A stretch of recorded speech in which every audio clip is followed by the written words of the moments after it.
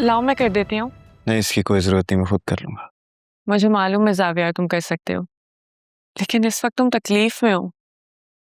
बुरे वक्त की पता है सबसे अच्छी बात क्या होती है? वो हमें संभलना सिखा देती है, अपने जख्मों पर मरहम रखना सिखा देती है। तुम मैनी से मिलकर आ रहे हो?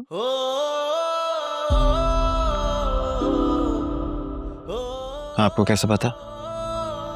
ज़ाविया, ये वक्त सिर्फ तुम्हारे लिए नहीं, एनी के लिए भी कठिन है। ये बात आप पहले भी कह चुके हैं, वजाहत करेंगे? मैं सिर्फ इतना जानती हूँ कि ना तुम्हारी गलती है और ना एनी की, बस हालात गलत हैं। इसलिए पहले खुद को संभालो, हालात खुद ब खुद काबू आ जाएंगे। एक बात कहूं, इस घर में ना सब कुछ ना कुछ जानते हैं। अगर किसी को कुछ नहीं पता तो वो सिर्फ मैं हूं। ज़ाविया, मैं तुम्हारे लिए चाय के साथ पैनकेक्स भिजवाती हूँ।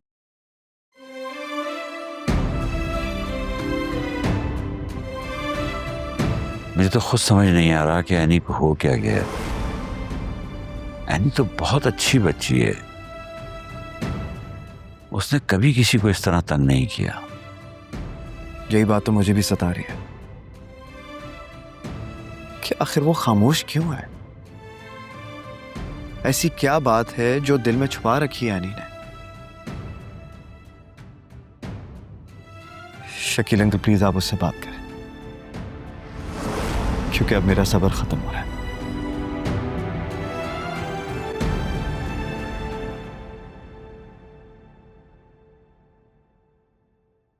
तुम्हें क्या लगता है ज़ाविया इतनी आसानी से पीछे हटने वालों में से?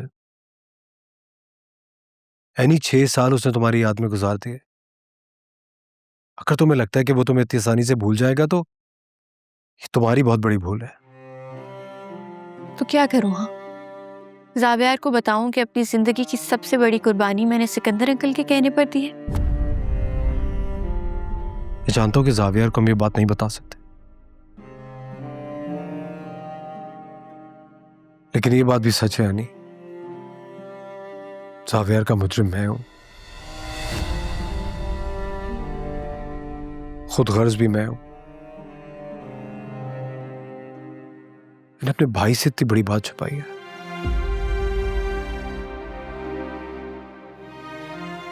लेकिन इस बात को छुपाने का बोझ मैं ज्यादा अरसे तक नहीं उठा सकूंगा।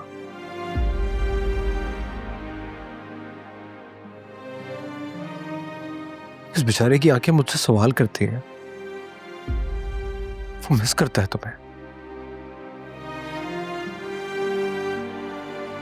तो एक ऐसे गुनाह की सजा काट रहा है जो उसने किया ही नहीं। आदिल, मैं तुम्हें अपनी कसम देती हूँ, तुम ज़ाविया और निदा से इस बारे में कोई बात नहीं करोगे। हम ज़ाविया के साथ बहुत बड़ी ज्यादती कर रहे हैं। नहीं, मेरा तो दिल चाह रहा है मैं जाके चाचू से बात करूं, समझाऊं उनको। मैं उनके पैरों में पड़ जाऊंगा यार। तुम्हें क्या लगता है सिकंदर अंकल ने ये प्लान करने से पहले हर पहलू के बारे में नहीं सोचा होगा? प्लीज आदिल, कुछ भी ऐसा नहीं करना जिससे तुम्हारा और निदा का मुस्तकबिल दांव पर लगे।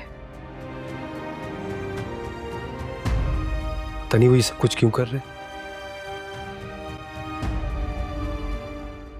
वो कभी भी राजी ही नहीं थे इस शादी के लिए। उन्हें लगता था कि ज़ाविया की ये सबसे बड़ी गलती है, क्योंकि उनकी क्लास से मैच नहीं करती ना मैं। उन्हें कोई ऐसी लड़की चाहिए थी जो जॉब ना करती हो, उनकी क्लास की हो। और मैं ऐसी नहीं हूं।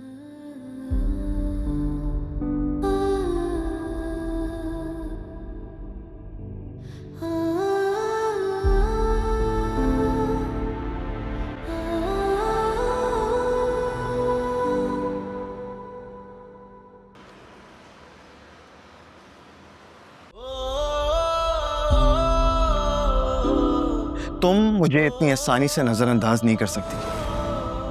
अगर तुम्हें मुझसे कोई शिकायत है तो मुझे बता दो, मुझसे लड़ लो, झगड़ लो, मगर यूं खामोश तो मत रहो ना। मुझे अपनी बात दोहराने की आदत नहीं है। तुम्हें एक बार में ही सुन लेनी चाहिए थी। और हाथ छोड़ो मेरा। अच्छा, तो तुम्हें मेरा यूं हाथ पकड़ना और मेरी मौजूदगी भी गवारा नहीं? साविया प्लीज, और सोच लेना कि मेरा वजूद कभी था ही नहीं। इतनी नफरत करने लगी हो मुझसे? याद रखना, अगर ये ताल्लुक टूट गया ना, इतनी आसानी से नहीं जुड़ने वाला। ये रिश्ता तुमने जोड़ा था, इसमें तुम्हारी मर्जी शामिल थी, मेरी मर्जी शामिल नहीं थी, और ना मैंने तुमसे कोई वादे किए थे। एकतरफा फैसलों का यही अंजाम होता है।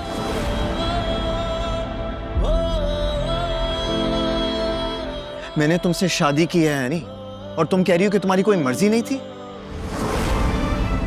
ये कोई सौदा नहीं है कि तुम्हारा फायदा नहीं हो तो सौदा खत्म। माना कि मुझे चाहते हो, लेकिन अपनी चाहत की सजा तुम मुझे नहीं दे सकते हो। दम घुटता है मेरा तुमसे, तुम्हारी मोहब्बत से। नहीं रहना इस घुटन में। चले क्यों नहीं जाते हो यहाँ से? क्या कहा तुमने? मेरी मोहब्बत तुम्हारे लिए सजा है? मेरी मोहब्बत से तुम्हारा दम घुटने लगा है? तो वो सब क्या था यानी? हॉस्पिटल में मेरा ख्याल रखना, मेरी हालत पर पागल हो जाना, मुझ पर अपनी मोहब्बत लुटाना। बोलो ना, क्या था वो सब? झूठ था, फरेब था, खत्म हो गया सब कुछ। तुम मेरा एतबार करती है यानी, एतमाद करती मुझ पर। हम दोनों मिलकर बड़े से बड़े तूफान का मुकाबला कर लेते, लेकिन तुमने मेरा हाथ ऐसे छुड़ाया जैसे मैं बोझ हूं। तुमने मोहब्बत को सजा बना दिया। क्यों है नहीं?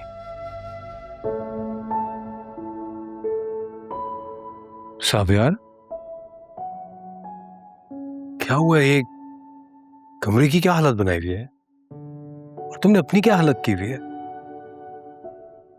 चुप क्यों? मैं कुछ पूछ रहा हूं तुमसे। मिलकर आ रहे हो उससे? तुमने जवाब नहीं दिया आदिल। इट्स ओके, मैं सुन चुका।